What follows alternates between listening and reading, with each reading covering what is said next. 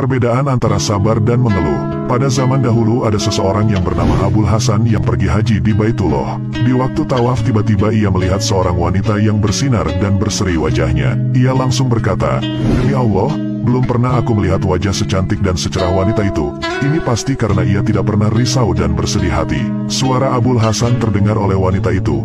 Lalu ia bertanya, "Apakah yang kamu katakan wahai saudaraku?" Ia meneruskan ucapannya, "Demi Allah aku tetap terbelenggu oleh perasaan sedih dan luka hati yang sangat dalam dan tak seorang pun yang sama dengan aku dalam hal ini." Abu Hasan bertanya, "Apa yang membuatmu sedih?" Kemudian wanita itu bercerita, "Pada suatu hari, ketika suamiku sedang menyembelih kambing kurban, aku mempunyai 2 orang anak yang sudah bisa bermain, dan yang satu masih menyusu.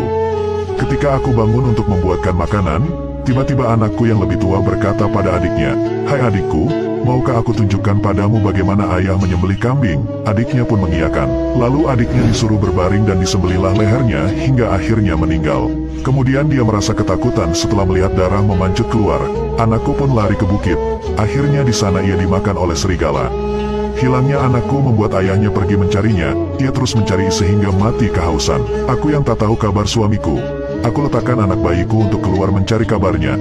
Tiba-tiba bayiku merangkak menuju ke periuk yang berisi air panas. Ditariknya periuk tersebut dan tumpahlah air panas terkena badannya hingga kulitnya hancur.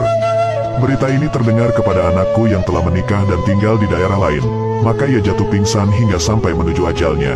Dan kini tinggallah aku sebatang kara di antara mereka semua." Lalu Abul Hasan bertanya, "Bagaimanakah kesabaranmu menghadapi semua musibah yang dahsyat ini?" Wanita itu menjawab, "Tidak seorang pun yang dapat membedakan antara sabar dengan mengeluh, melainkan dari cara ia bersikap. Adapun sabar dengan tetap bersikap baik secara lahiriah, maka hal itu baik dan terpuji. Dan adapun mengeluh, maka orang itu tidak mendapat ganti yakni sia-sia, ia hanya selalu mendapatkan kesusahan.